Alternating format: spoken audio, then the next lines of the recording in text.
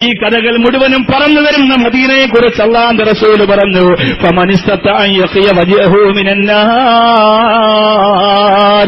ആ മദീനയുടെ മണ്ണ് പറഞ്ഞു തരുന്ന ഏറ്റവും വലിയ സങ്കടത്തിന്റെ 2 വാഗ്ദാനങ്ങൾ എന്തൊക്കെയെന്നറിയുമോ? മദീനയുടെ മണ്ണിന് നമ്മോട് പറയാനുള്ള 2 സങ്കടങ്ങൾ. ഒന്ന്, റസൂലുള്ളാഹിയുടെ ആദ്യത്തെ ഖുതുബ. എന്താണെന്നറിയ റസൂലുള്ളാഹിയുടെ ആദ്യത്തെ ഖുതുബ? മക്കത്തിൽ നിന്ന് മദീനത്തേക്ക് വന്നിട്ട് അല്ലാഹുവിന്റെ റസൂൽ നടത്തിയ ആദ്യത്തെ ഖുതുബ.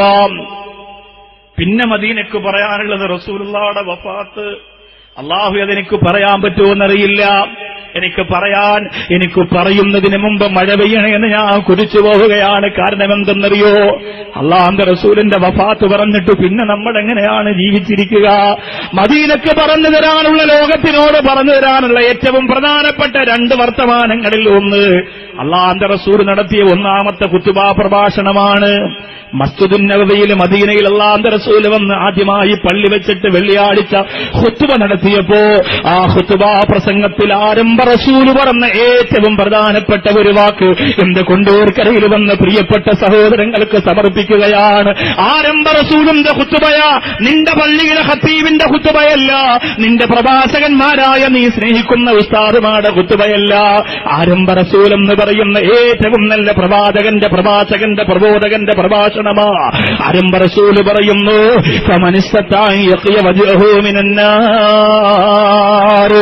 ആർക്കെങ്കിലും നരകത്തിൽ നിന്ന് മുഖത്തെ രക്ഷിക്കണമെന്ന് ആഗ്രഹമുണ്ടോ? പരിശ്രമിച്ചുകൊള്ളുക. വലോ ബിശിഖ്ഖിൻ മിൻ തംറ. ഒന്നാമത് പള്ളി വെച്ച് മദീനയുടെ ആദ്യത്തെ പള്ളിയുടെ മിമ്പറിൽ നിന്ന് അല്ലാഹുവിന്റെ ഹബീബിന്റെ മദീനയുടെ 1ാമത്തെ ഖുതുബ മസ്ജിദുൻ നബവിയുടെ ചുമരുകൾ നമുക്ക് പറഞ്ഞു തരും. പ്രിയപ്പെട്ടവരെ, ആ ചുമരുകൾ പറയുകയാ, ആരംഭ റസൂലൻ എങ്ങനെ പ്രസംഗിച്ചതാണ്. നിങ്ങൾക്ക് ആർക്കെങ്കിലും നരകത്തിൽ നിന്ന് രക്ഷപ്പെടാൻ, നിങ്ങളുടെ മുഖത്തെ രക്ഷപ്പെടുത്താൻ കഴിയണമെങ്കിൽ ഫലോബി ശിഖ്മിൻ തംറ, ഒരു കാരക്കയോ കീറിയിട്ട് 4ആയി പാകിച്ചിട്ട് അതിന്റെ ഒരു കഷണമെങ്കിലും പാവപ്പെട്ടവർക്ക് കൊടുത്തിട്ടെങ്കിൽ നരകത്തിൽ നിന്ന് രക്ഷപ്പെടണേ. നബി മുഹമ്മദ് മുസ്തഫ. അല്ലാഹുവേ, അതൊരു വല്ലാത്ത അത്ഭുതം. നരകം, ഞാൻ പറഞ്ഞില്ല ഇന്നലെ നിങ്ങളോട് കാപ്പിൽ ഉസ്താദിനെ കാണാം. തെച്ചിൽ വന്നിട്ട് ഞാൻ നിർത്തും, പിന്നെ ഞാൻ അത് കേൾക്കൂല എന്ന് പൊട്ടി കരഞ്ഞുകൊണ്ട് വല്ലാഹി എന്റെ മുഖത്ത് നോക്കി പറഞ്ഞപ്പോ, ഇത്രയും അത് പറഞ്ഞിട്ട് ഉസ്താദ് അവിടെ കിടന്ന് കരഞ്ഞെന്റെ അത്ര പോലും എനിക്ക് പറ്റിയില്ലല്ലോ കരയാൻ എന്ന് ചിന്തിച്ചുകൊണ്ട് ചങ്കുപൊട്ടിപ്പോയി. ആരാണ് കരയുന്നത്? നിങ്ങൾ ചിന്തിച്ചിട്ടുണ്ടോ? ആരാ കരയുന്നത്? ഞാനും നിങ്ങളൊക്കെ കരഞ്ഞാൽ അതിനർത്ഥമുണ്ട്. അവർക്ക് കരയേണ്ട കാര്യമൊന്നുമില്ല. 1000കണക്കിന് ആലിമീങ്ങളുടെ കൽബ് നിറഞ്ഞ പ്രാർത്ഥനയുണ്ട്. അത്ര മോശക്കാരനൊന്നുമല്ല. പക്ഷേ പറയാൻ പ്രസംഗം തുടങ്ങി കബറും പരലോകവും ഒക്കെ പറയുമ്പോ എനിക്ക് പേടിയായിട്ട് ഞാൻ നിർത്താണ്. എനിക്ക് കേൾക്കാൻ പേടിയാന്ന് പറഞ്ഞിട്ട് കാര്യം. അല്ലാഹുവിന്റെ റസൂലിന്റെ 1ാമത്തെ ഖുതുബ ഏതാ പെങ്ങളെ? അല്ലാഹുവിന്റെ റസൂലിന്റെ 1ാമത്തെ ഖുതുബ ഈത്തപ്പഴത്തിന്റെ കീറുകൊണ്ടാണെങ്കിലും നരകത്തിൽ നിന്ന് നിങ്ങളുടെ മുഖത്തെ രക്ഷിക്കണേ, നിങ്ങൾ കഴിക്കാൻ പറ്റതാണ്. 30 ദിവസം പട്ടിണി കിടന്നിട്ടൊരു പ്രിയപ്പെട്ട സഹാബിക്ക് കിട്ടി ഈത്തപ്പഴത്തിന്റെ കീറാണെങ്കിലും ഒരു പാവപ്പെട്ടവൻ എന്ന് ചോദിച്ചാൽ നീ കഴിക്കാതെ അതവന്റെ കയ്യിൽ കൊടുത്തിട്ട് നരകത്തിൽ നിന്ന് രക്ഷപ്പെട്ടോ. നബി മുഹമ്മദ് മുസ്തഫ. പടച്ചവനെ, ഈ 6666 എഴുതിക്കൊണ്ടിരിക്കുന്നവർക്ക് നരകത്തിൽ നിന്ന് രക്ഷപ്പെടാനുള്ള ഒരു ഈത്തപ്പഴത്തിന്റെ കീറ് പോലെ ഈ സ്വതക്കയെ നീ സ്വീകരിക്കണയല്ല, നീ സ്വീകരിക്കണയല്ല. 30 ദിവസം പട്ടിണി കിടന്നിട്ടാണെങ്കിലും നിന്റെ മുന്നിലേക്ക് ഒരു ഈത്തപ്പഴം ചോദിച്ചൊരാൾ വന്നാൽ അത് കൊടുത്തിട്ടെങ്കിലും നരകമോചനം നേടണമെന്ന് മുത്തുനബിതങ്ങൾ പറയുമ്പോ നമ്മൾക്ക് പട്ടിണി എന്തെന്നറിഞ്ഞിട്ടില്ല, നമ്മുടെ മക്കളോ അറിഞ്ഞിട്ടില്ല.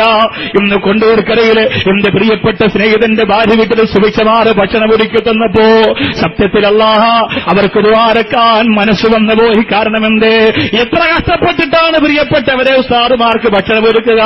എന്റെ പ്രിയപ്പെട്ട സംഘാടക സമിതിയുടെ സഹോദരന്റെ വീട്ടിൽ നിന്ന് 2-3 എത്രയോ ആളുകൾക്കാണ് ഉസ്താദിനെ വീട്ടിൽ കൊണ്ടുവരാൻ ആഗ്രഹമുള്ളത്.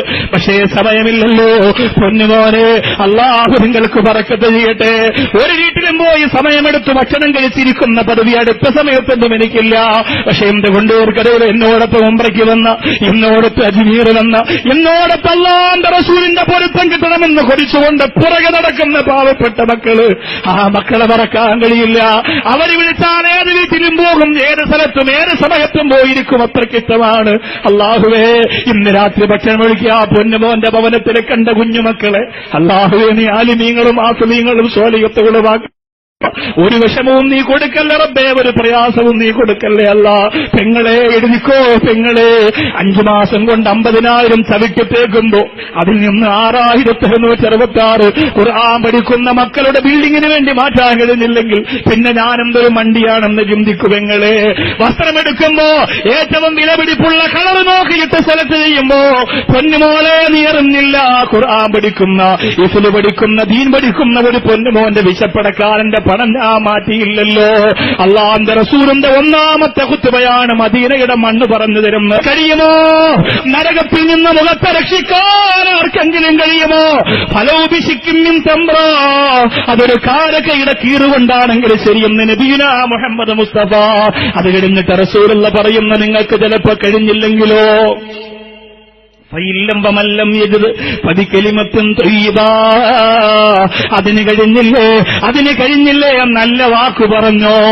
മോനെ എന്റെ കയ്യിലില്ലടാ, മോനെ എന്റെ കയ്യിൽ ഞാനും എന്റെ മക്കളും പട്ടിണിയാണടാ എന്ന് അഭിമാനത്തോടെ പറഞ്ഞോ.